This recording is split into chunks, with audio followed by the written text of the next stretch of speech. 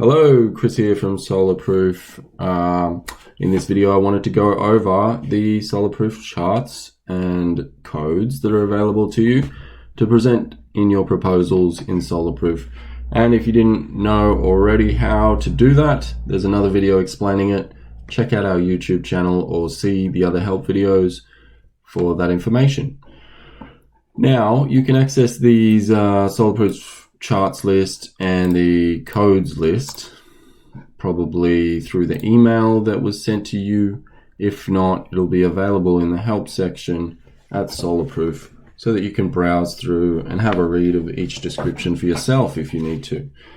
But I'm just going to run through them real quick for you, one by one, so don't worry, this will only take a few minutes and you'll be familiar with all the charts. So this first one is cumulative power cost, new and old. So that, as it's described, is the cumulative cost of power before and after solar. So in year one, it's just the year one total power cost before and after. In year two, it's the year one plus the year two before and after, and so on and so forth, until the end of the lifetime of the system, where it's the combined 25-year power cost compared with and without solar. The next one is similar, only it's not cumulative, so it just shows each year, in year one, what you can expect to pay for power with solar or without solar. And then the same for year two, year three, and so on. The next one is our net cash flow charts. It's a sub chart of that section, and it's meant for finance projects so that you can compare what a capex investment would do in terms of net cash flow compared to a financed investment, where the payback is likely to be a little bit longer, but you don't have as much immediate outlay. So the next one is better for a capex sort of situation because it's exactly the same as the previous one, only you don't show the finance, you just show what the net cash flow is, cumulative net cash flow in a capex scenario, which if you don't know what capex is, it's just the capital expenditure. So it's just a non-financed project. So if someone pays outright. Now, the next one is cumulative net cash flow finance. So exactly the same again, just the finance portion of that initial chart without the capex. Next chart, we have average day solar usage. Now, people often ask me, why is this so low? It looks low. It should be up higher. Well, it's because it's the average day of solar in the front with this yellow solar curve, and then in the back you have the customer's usage. So because it's an average, the winter is pulling it down, any shade is pulling it down, and it looks lower than the peak. It's not the peak, so that's why it's lower than what you might expect. Now, typical consumption day shows us a typical consumption day as it's described by finding a median total value consumption day.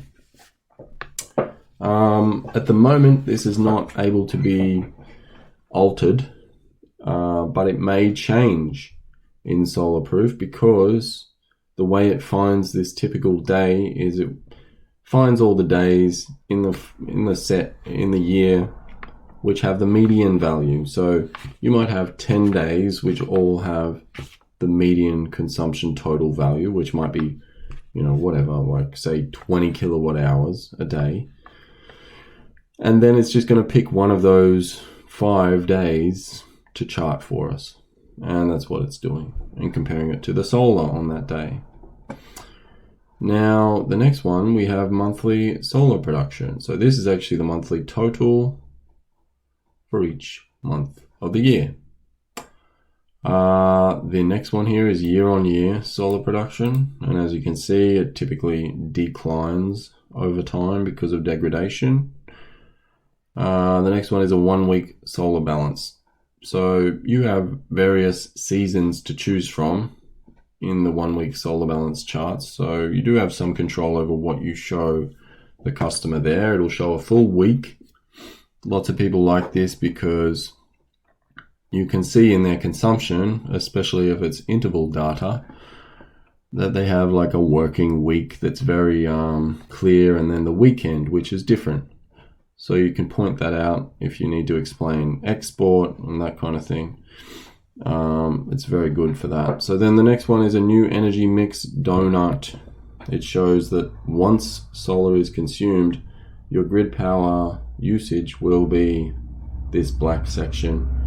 Solar, which is consumed directly from the panels, will be this yellow section.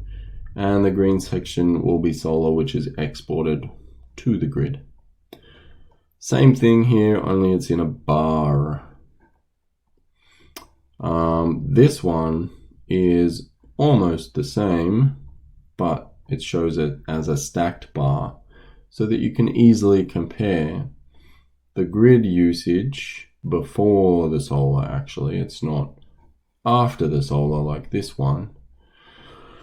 So it's the total before, and then we're showing how much of that energy will be offset by the solar, including the export.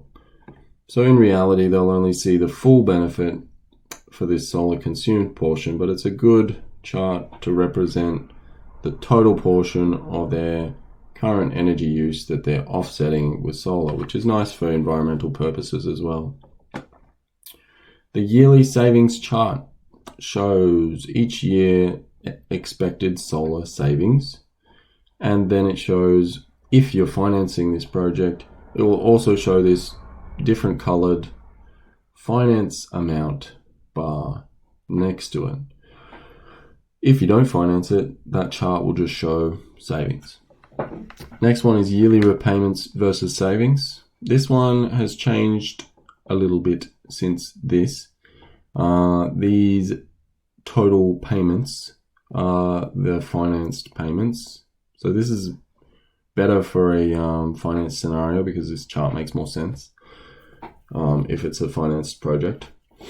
And what it's changed to is just this black bar has dropped down to basically absorb this total savings. So if the savings are less than the repayments in year one, then the bar will actually drop below the zero line, which shows like the net position in year one and so on.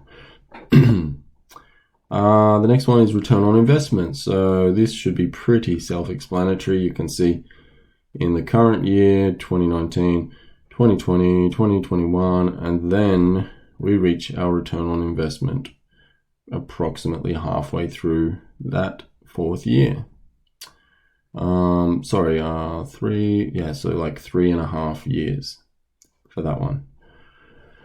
Payback period is nice for showing a healthy chunk of savings. So you can see, you'll spend 3.5 years repaying the system, but then for another almost million years, like 22 years, you'll be saving lots of money for nothing. So that's a nice one.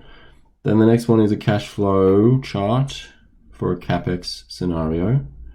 That shows that the net outcome for year one is, the $10,000 investment minus the savings, which is still a minus actually. Sorry, it's a minus $10,000 investment plus those first year savings. So, you've recouped some of your investment, but it's still negative because you made an outright purchase, CapEx. The next one, 25-year cost of power comparison. This is really powerful because it shows the current energy cost at the inflation rate will be 40 cents or 50 cents or whatever it is, and the total cost of solar energy per kilowatt hour will be much less. So what you're purchasing is a reduction in power cost. And that's made very clear there. The next one is similar to the previous one, only it's from finance. So if you have a cash flow neutral or a cash flow positive, this is particularly powerful. In this case, it's actually cash flow negative. So you can see the payments are more than the savings. So investment is offset by savings. Benefit summary gives you a neat little summary of total investment for a CapEx, first year saving, and the 5-year benefit, to just show, look, after 5 years, most of the time you're actually, you've recouped your investment and you've saved even more money. Power bill chart, very self-explanatory. This is just year 1 power bill if you don't do anything, or if you put in the solar, it'll be much less. Consumption weekly averages. So this is an energy chart which shows each day of the week what their average consumption is. It's not going to always reflect what you might expect because it's an average, but you should see a pretty remarkable difference between working days and non-working days, if you want to call them that, or operational days and non-operational days. Usually Monday to Friday, there's lots of things happening, and Saturday, Sunday, not much, if it's a business. Now, consumption monthly averages is a similar thing, except you'll see the seasonal variation. So in this case, we can see the winter months are virtually nothing, and the other times we have some action happening, especially it looks like in late summer for that one. This one shows seasonal averages. So winter, spring, it's not doing much. Autumn, it's doing lots. And summer, it's doing lots. Year 1 daily energy use. Looks like I need to work on the chart in that one. But anyway, it shows each day what the energy use is for that customer across the whole year. So that'll be really handy for pointing out, look, we've assessed your whole year consumption, including any holiday times and so on. Next one is 1 week hourly energy use. So that just shows a week hourly energy use, and the red line is demand for the whole year. 1 year monthly energy use just shows each month what their consumption is. And then 1 year monthly demand reduction. So it shows before and after solar what their highest demand value reaches.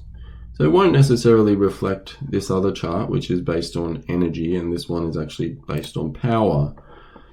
So you should notice that. And it won't necessarily show the expected result. But I hope you've enjoyed this video so far. As far as solar-proof codes list, I mean, look, it's all described here. You have demand outputs, savings outputs, energy outputs, everything that's available currently in solar-proof. If there's something not available that you want us to include, please let us know. If there's a chart that you want in particular, please let us know. We'll get it done. So, yeah, thanks for watching, and I look forward to next time. Okay.